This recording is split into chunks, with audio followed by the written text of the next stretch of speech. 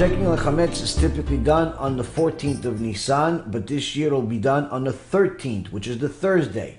Thursday night is when there will be the checking for the Chametz, which means that the fast is actually done this year before the checking of the Chametz. So it's not, that's the opposite.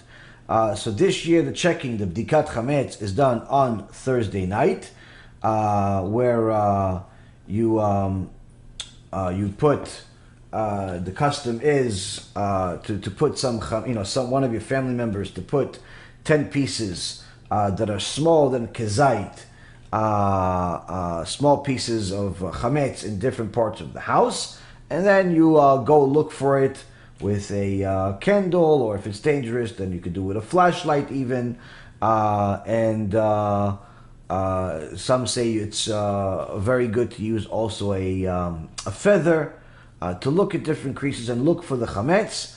Some chachamim from a few hundred years ago actually frowned upon this custom of hiding chametz in case a person doesn't find it, but nonetheless the person that hides it should, if you have a big house, you should write it on a piece of paper where you hid every single one, in case the family members that are looking for the chametz cannot find it. But the bdikat chametz is part of the mitzvot of Pesach. You have to make a specific blessing on the bdikat chametz. You will find that in the Pesach Machzor, which is a specific prayer book for the time of Pesach.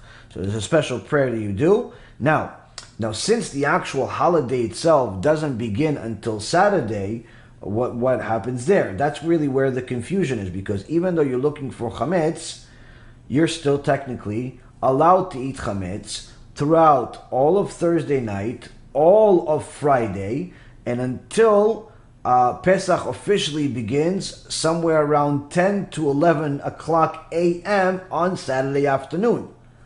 So the reality is that you're looking for chametz, but you're still going to have some chametz left. So what do you do with this chametz? This chametz that you're going to be using to eat Thursday night, Friday, and Saturday morning, you put it in one part of your house, whether it's going to be a certain section of your kitchen or wherever you want to put it, but it should be all of it in one place. The rest of the house should be clean already for Pesach, ready for Pesach, but just the utensils, pots and pans, and food that's still chametz that you're going to be using for those next day and a half should be in one section in the house.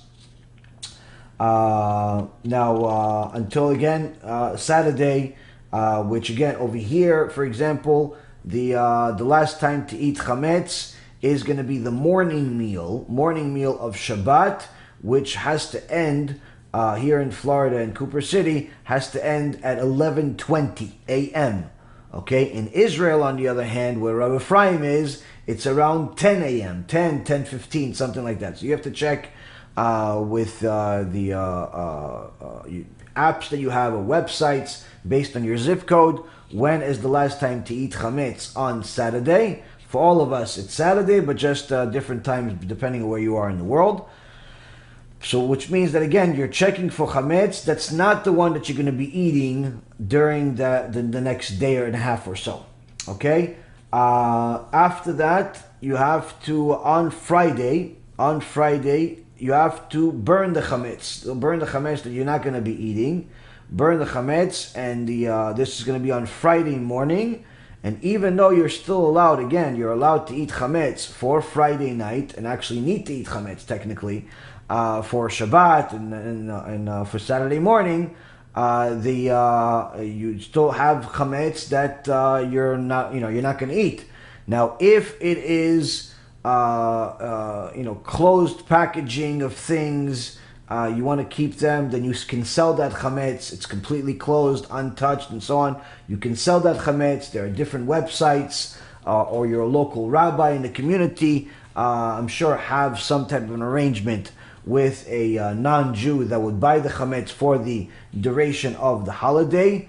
So you could sell the chametz that's only closed. But if you have chametz that's opened, unless it's expensive liquor, you have to throw it out. Don't play games with this. And also, if it's a things that are not gonna keep, because they're gonna expire and things like that. Again, this is part of the stuff that you burn as part of the burning of the chametz. Some communities, most communities, Jewish communities, have a fire, and usually in some type of a barrel that everybody throws their chametz in there on Friday morning, and the time to do it is like it would be done in a typical year, morning time, somewhere around a little bit before noon.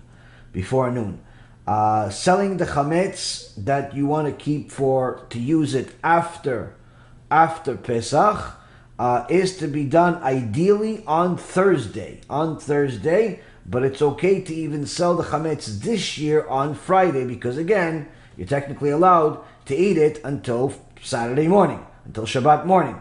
But ideally to sell it on Thursday, but you can sell it even on Friday. I wouldn't recommend waiting for the last minute. When you're burning the chametz, remember to do the blessing. But when you're selling the chametz, that you do without bitul blessing. There's no the blessing that you're doing as far as the bitul, the cancellation of the chametz that's left, you do on Shabbat afternoon. Shabbat afternoon is when you do that particular blessing. So now, on Friday, you're allowed to do melachot because it's not Yom Tov. So you're allowed to do melachot, with cook, clean, whatever it is that you need to do.